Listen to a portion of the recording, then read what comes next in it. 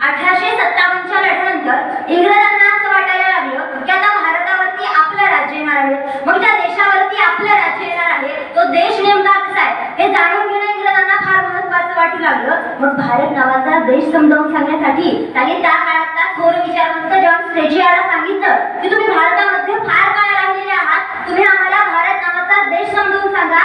John stretchy म्हणतो हे काही एका व्याख्यानाचं काम नाही, कमीत कमी 7 व्याख्यानं लागतील. मग जॉन स्ट्रेचीच्या व्याख्यानाला सुरुवात होते.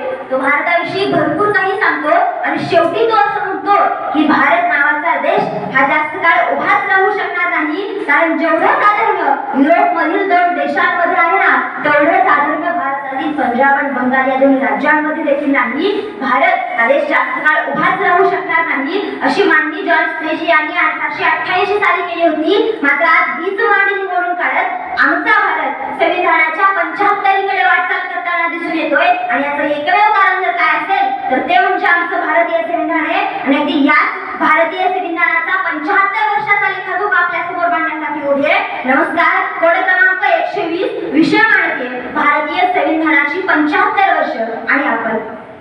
मग आमच्या भारतीय संविधानानं आम्हाला एकूण 5 महत्त्वाचे घटक सांगितलेले आहेत. सार्वभौम, समाजवादी, तिसरा महत्त्वाचा घटक म्हणजे धर्मनिरपेक्षता. म्हणजेच काय तर पाकिस्तान, इराण, इराक, इस्रायल सारखी राष्ट्र इस्लामिक राष्ट्र म्हणून ओळखली जातात. चीन, नेपाळ, थायलंड सारखी राष्ट्र बौद्ध राष्ट्र म्हणून ओळखली जातात. अमेरिका, फ्रान्स, इटली सारखी राष्ट्र ख्रिश्चन राष्ट्र म्हणून ओळखली जातात. मात्र आमचा भारत हा कुठल्याही एका धर्माच्या नावाने ओळखला जात नाही की आमच्या संविधानाने आम्हाला दिलेले दिले. चौथा महत्त्वाचा घटक म्हणजे लोकशाही आणि 5वा महत्त्वाचा घटक म्हणजे गणराज्य, की ज्यामध्ये आमच्या देशातला राजा हा राजाच्या पोटातून नाही तर लोकांनी दिलेल्या मताच्या पेटीतून जन्माला येतो. आणि आमच्या संविधानाचं मुख्य ध्येय काय होतं तर आमच्या देशातील प्रत्येक सर्वसामान्य माणसाला सामाजिक, आर्थिक, राजकीय न्याय मिळाला पाहिजे.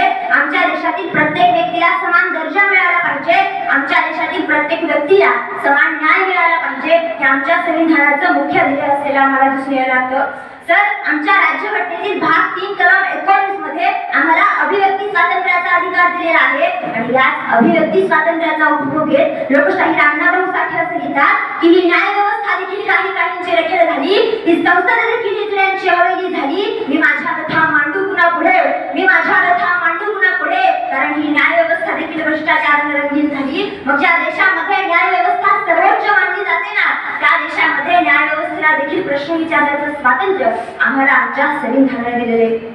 वर्धा जिल्ह्यातील एका छोट्याशा गावात एका मुलीचा जन्म होतो. ती मुलगी शाळेत जायला लागते आणि जसं जसं ही शिवानी नावाची मुलगी वयात यायला लागते ना, तसं तिला समजायला लागतं की अरे, माझा जन्म तर एक मुलगी म्हणून झालेलाच नाही, माझा जन्म तर एक तृतीयपंथी म्हणून झालेला आहे. मग फक्त रस्त्यावरती टाळ्या वाजून मला माझ्या पोटासाठी जगायचं नाही असं म्हणत हीच शिवानी राज्यघटनेतील कलम 14 समानतेचा अधिकार आणि राज्यघटनेतील कलम 14 शिक्षणाचा अधिकार या अधिकारांचा वापर करते. आणि हीच शिवानी पुढे जाऊन कायद्याचं शिक्षण घेऊन एक सर्वोत्कृष्ट कायदा पंडित म्हणून उद्या यायला लागते. त्यावेळेस आमच्या स्वातंत्र्याच्या या 75 वर्षात आम्ही आमच्या संविधानामधील कलम, कायदी ती फक्त बोलण्यापुरती नाही तर ती खऱ्या अर्थानं सत्यात देखील उतरवलेली आहेत. हे सांगणं मला महत्त्वाचं वाटतं. आणि मग कवी रमेश बुरकुरे नावाचे कवी खूप छान लिहितात. ते म्हणतात की जे हक्क पाहिजे ते सारेच दाणे करते, रक्षा तुझी न माझी ते संविधान करते, दुर्डीत भाकरी चतकोरही नसे, मात्र पंचशील जगण्या ऊर्जा प्रदान करते, मात्र पंचशील जगण्या ऊर्जा प्रदान करते.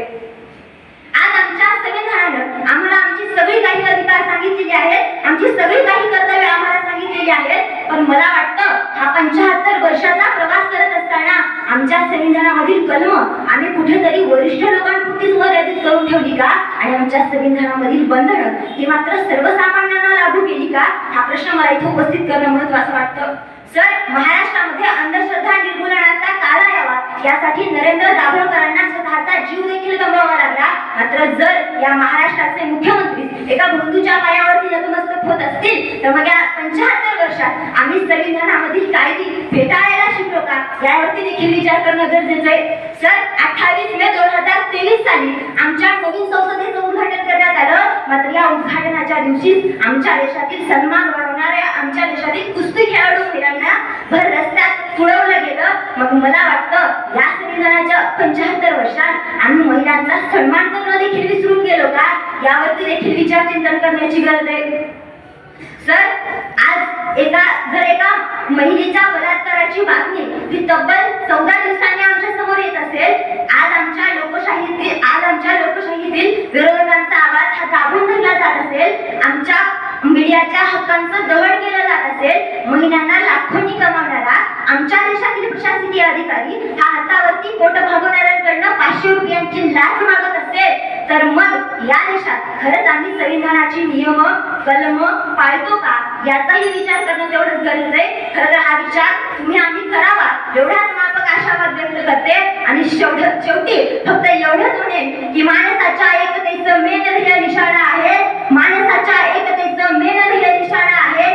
मीच हिंदू, मीच ख्रिश्चन, मीच मुसलमान आहे. कुठल्याच कळपात नाही, एकटाच चालतो मी. कुठल्याच कळपात नाही, एकटाच चालतो मी.